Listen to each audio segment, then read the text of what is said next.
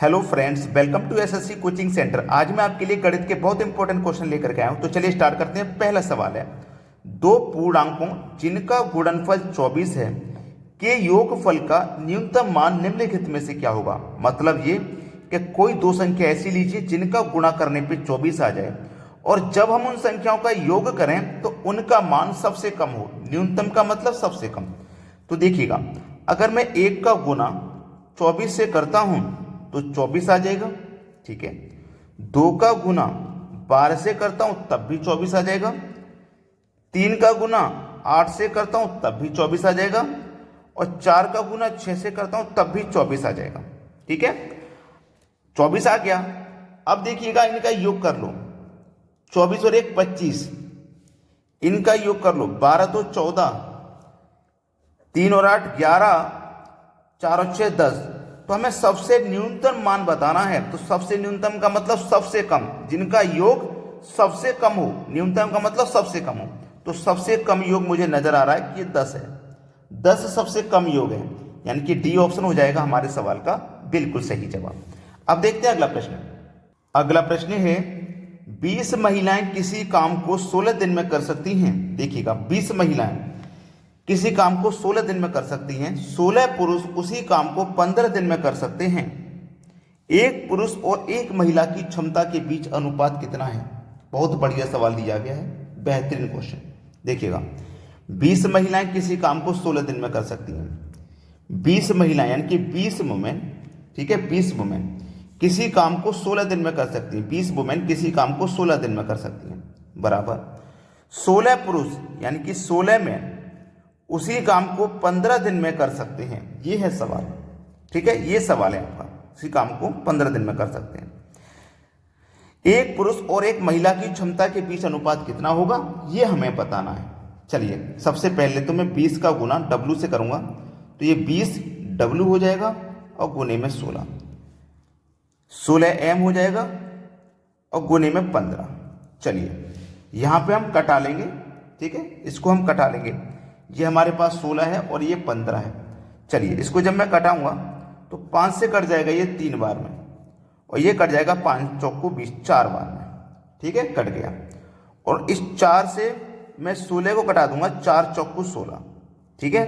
तो इधर क्या बचा मेरे पास, ध्यान रखना, इधर क्या बचा, W गुने 16 बराबर 4 तिया 12, यानी कि M गुने 12। यही तो मेरे पास बचा है। अब देखो, ये W है, जब M को मैं बराबर के इधर लाऊंगा तो W के बटे में M आ जाएगा। जब M इधर चला गया तो इधर कितना बचा, 12, और 16 को इधर ले जाऊंगा तो 12 के बटे में 16। अब कटा लीजिए, 4 तिया 12, 4 चौको 16। तो W की वैल्यू कितनी आ गई, 3, और मैन की वैल्यू कितनी आ गई, 4। यानी कि W की वैल्यू कितनी आ गई, 3, और M की वैल्यू कितनी आ गई, 4। ये इनका अनुपात है। पूछा क्या है बता दीजिए। देखिए, पूछा है एक पुरुष और एक महिला। पहले पुरुष बोला गया, यानी कि पहले मैन बोला गया, बाद में महिला बोला गया। इस बात का हमेशा याद रखना कि पहले क्या बोला गया है। पहले पुरुष बोला तो पहले पुरुष लिखना। तो पुरुष का कितना अनुपात, 4, और महिला का कितना है, 3। तो आंसर होगा 4 अनुपात 3, यानी कि बी ऑप्शन। ये बिल्कुल सही जवाब है आपका। चलिए, अब देखते हैं अगला प्रश्न। अगला प्रश्न है, एक राशि पर 10% प्रति वर्ष की दर से प्रति वर्ष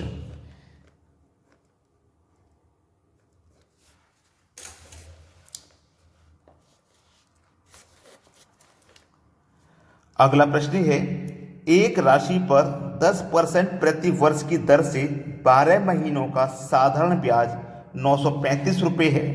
राशि का मान रुपए में क्या है। बहुत अच्छा सवाल है। देखिएगा, आपको दी गई है 10% की दर से जो ब्याज मिलता है वो 935 रुपया मिलता है। एक साल का, 12 महीने का मतलब एक साल का, यानी कि एक साल का रेट है 10% और ब्याज मिल रहा है 935, यानी कि 10% की वैल्यू 935 है।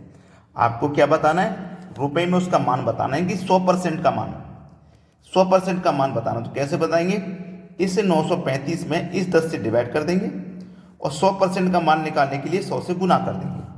तो देखिएगा, यहाँ पे 10 से मैं 100 को घटाऊंगा तो ये 10 बार में कटेगा। 935 का गुना 1 से करो तो ये 935 रहेगा और एक ये जीरो ऐड हो जाएगा। 9350 पहला ऑप्शन हो जाएगा आपके सवाल का बिल्कुल सही आंसर। सभी को समझ में आ गया। अब देखते हैं अगला प्रश्न। अगला प्रश्न है, यदि a प्लस 1/a बराबर 2 है तो a की पावर 5 प्लस 1/a की पावर 5 का मान क्या होगा। देखिएगा यहाँ पे a आपको दे दिया गया है, कभी कभी यहाँ पे x भी हो सकता है, जैसे x प्लस 1/x बराबर 2 इस तरीके से। अब यहाँ पे x की जगह a दे दिया है तो कंफ्यूज नहीं होना, सवाल यही है। तो आप याद रखना कि यहाँ पे कभी भी दो संख्या रहे, संख्या का मान 2 दिया जाए तो याद रखना x इक्वल टू हमेशा 1 मान लेना, ठीक है। अब a दिया गया है तो आप a इक्वल टू 1 मान लो, बात एक ही है, ठीक है। कभी भी यहाँ 2 दिया रहेगा तो आपको a इक्वल टू 1 मान लेना है, या फिर x दिया गया तो x इक्वल टू 1 मान लेना है, ठीक है। अब सवाल खत्म हो गया। a का मान मैंने कितना मान लिया 1, तो a की जगह मैं 1 रखूंगा और 1 की पावर कितनी भी हो उसका मान 1 ही रहता है, प्लस ऊपर 1 है, a का मान 1 की पावर कितनी भी हो 1 ही रहता है, तो 1 प्लस 1 कितना हो जाएगा 2। आपका आंसर कितना हो जाएगा 2, यानी कि डी ऑप्शन प्रश्न का बिल्कुल सही जवाब है। सभी को समझ में आ गया। अब देखते हैं अगला प्रश्न। अगला प्रश्न है, ए तथा बी किसी कार्य को 12 तथा 18 दिन में पूरा कर सकते हैं। दो व्यक्ति हैं आपके पास, ए और बी। ए कितने दिन में कर सकता है 12, और बी कर सकता है किसी काम को 18 दिन में, लेकिन अभी आपको काम नहीं पता है कितना है, ठीक है। 18 दिन में कर सकते हैं। ए कार्य को आरंभ करता है, कार्य की शुरुआत कौन करता है ए, तथा उसके बाद बारी बारी से एक एक दिन कार्य करते हैं। कार्य कितने दिन में पूरा होगा, एक एक दिन का मतलब है पहले ए करेगा एक दिन, फिर दूसरे दिन बी करेगा एक दिन, एक एक दिन छोड़ के करेंगे, ठीक है। तो पहले कार्य पता कर लो कितना है, तो दोनों का एलसीएम ले लेंगे 12 और 18 का, तो 36 इनका एलसीएम आ जाएगा। 12 से कटाओ 3 बार में, 18 से कटाओ 2 बार में, यानी कि टोटल काम है 36। जो एलसीएम होता है ना वही टोटल काम होता है। टोटल काम कितना है 36 है। चलिए टोटल काम 36 है ना। बोला है ए कार्य को आरंभ करता है, यानी कि कार्य की शुरुआत कौन करेगा ए आपका एक दिन में कितना काम करता है 3 काम करता है। एक दिन में अपना 3 काम करेगा ए और चला जाएगा। फिर दूसरे दिन बी आएगा, ए नहीं आएगा, बी आएगा दूसरे दिन, और बी एक दिन में कितना काम कर रहा है 2, अपना 2 काम करेगा बी दूसरे दिन में और चला जाएगा। तो देखिएगा 2 दिन का काम ही तो है ये। मान लो 1 तारीख को ए ने काम किया, दूसरी तारीख को बी ने काम किया, तो 1 और 2 मिला के 2 दिन हो गए ना। और 2 दिन में काम कितना हुआ 3 और 2 मिलाकर के 5, 2 दिन में काम हुआ है 5, तो टोटल काम 36 है। तो ये 2 दिन में 5 काम कर रहे हैं, तो 5 सत्ते 35, 7 बार में डिवाइड होगा। याद रखना कि हमने 2 दिन के काम से डिवाइड किया है, तो यहाँ पे हम 2 से मल्टीप्लाई करेंगे, तो 7 दूने का 14। याद रखना 2 दिन के काम से मल्टीप्लाई डिवाइड यहाँ पे डिवाइड करना है। अगर 1 दिन के काम से करते हैं ना तो फिर यहाँ पे कुछ नहीं करते। अगर हम 2 दिन के काम से डिवाइड करेंगे तो यहाँ 2 से मल्टीप्लाई करेंगे। अगर 3 दिन के काम से डिवाइड करेंगे तो इसमें 3 से मल्टीप्लाई करेंगे, ठीक है। तो हमारा 35 काम हो गया 14 दिन में। भाई 5 सत्ते 35, 35 कट गया ना 36 में से, काम कितना बचा एक काम बचा है। अब इसे एक काम को करने कौन आएगा, वही आएगा जो कार्य की शुरुआत करता है। तो एक कार्य की शुरुआत कर रहा है ना तो ए आएगा, तो ए कितना करेगा 1 दिन में 3, ठीक है। सवाल खत्म हो गया।